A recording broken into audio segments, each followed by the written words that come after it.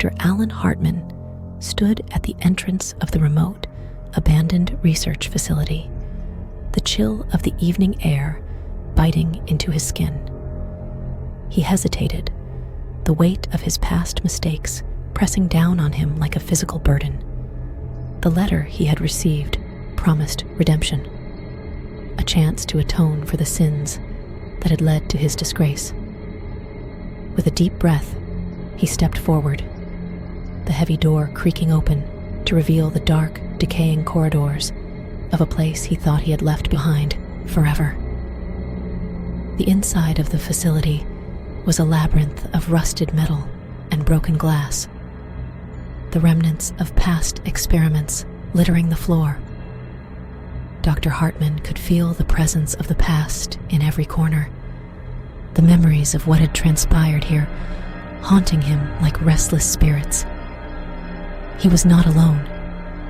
A small team of scientists and security personnel had been assembled, their faces a mix of determination and fear. As they moved deeper into the facility, strange noises echoed through the halls. Whispers that seemed to come from nowhere, footsteps in the shadows, and the constant, oppressive feeling of being watched. Hartman tried to dismiss these as figments of his imagination, but the tension among the team was palpable. Project Rebirth had been an ambitious undertaking, a bold attempt to extend human life by manipulating the very fabric of biology.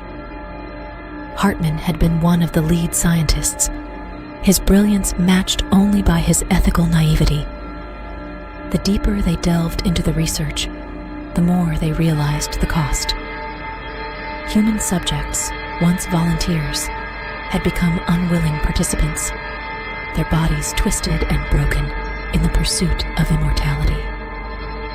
Hartman's doubts grew as he uncovered the true extent of the horrors that had taken place.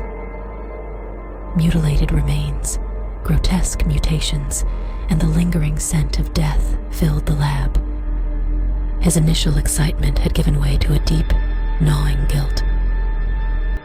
One night, while poring over old files, Hartman discovered that the experiment had never been shut down. It had continued in secret, driven by the obsession of Dr. Evelyn Marsh, the project's lead scientist. Marsh's descent into madness had pushed the boundaries of morality and sanity, leading her to abduct and experiment on innocent people. The facility's darkness became more tangible as they encountered the victims of Marsh's unholy experiments. Some were barely human, their minds and bodies shattered beyond repair. The horror reached its peak when one of these subjects escaped, spreading chaos and terror throughout the facility. Hartman's guilt was a constant companion, the memories of his involvement playing on a loop in his mind. The team's unity began to fracture under the strain, paranoia, and distrust taking root. As the experiment spiraled further out of control, the events became increasingly bizarre and violent. Hartman knew they had to end it, but the question was how. In a desperate bid for survival, Hartman and the remaining team members devised a plan to flee the facility. But Dr. Marsh, now completely unhinged, stood in their way.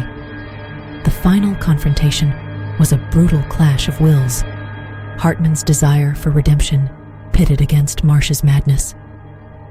As the facility burned, Hartman watched from a safe distance, the flames a purifying force consuming the darkness. But even as the building crumbled, he knew that the knowledge of Project Rebirth had not been entirely destroyed. Somewhere, the seeds of that terrible experiment still lingered. Hartman's fate remained uncertain, his final thoughts a mix of relief and dread. He had survived, but at what cost? The shadows of his past would always be with him, a reminder of the horrors he had helped unleash.